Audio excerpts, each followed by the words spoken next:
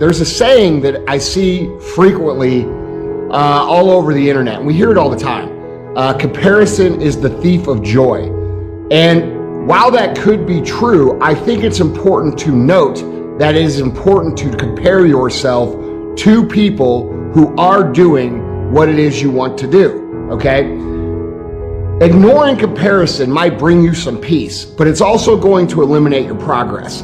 That's the problem, okay? So when we compare ourselves to people, the key to comparing ourselves to people to the point where we don't get frustrated or as frustrated is understanding where they are versus where we are. Understanding how much time they've put in versus how much time we've put in.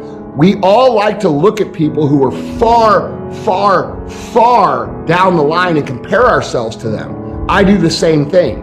I don't compare myself to other people who are on my level. I compare myself to the best people that have ever lived. And that's the standard that I hold myself to. If I get too deep into that, it can be destructive. It can make me feel frustrated. It can make me feel like I'm supposed to be where other people, it took their entire lives to become, okay? That's not reality.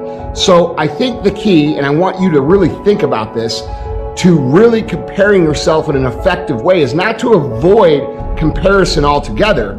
It's to compare with realistic understandings about how much time you've put in, where you are in the journey, how much you have actually invested, how hard you have actually tried, and then to understand that these people that you're comparing yourselves to have actually done more of those things, and that's why they produce more of a result. So don't buy into this idea that you can't compare yourself to anybody, and the only person that I should compare myself to is myself. Yes, you should be better than you were yesterday. Yes, that should be the standard. I am going to be better than I was yesterday. However, that will only get you so far. When you start to look at what it is you want to become, one of the biggest possible tools that you could have for yourself is to look at someone who has done the things that you wish to do and then compare yourself to them.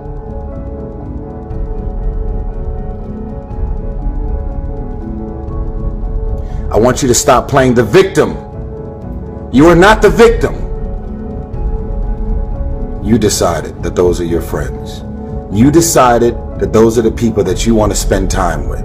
You decided this is what you wanted to do with your day. When you get invited to places, doesn't mean you have to show up, especially if you know what your experience is going to be like with these people. No one wants to be alone. But why spend the rest of your life being miserable, frustrated, and insecure, and not really feeling as good as you have a responsibility to feel?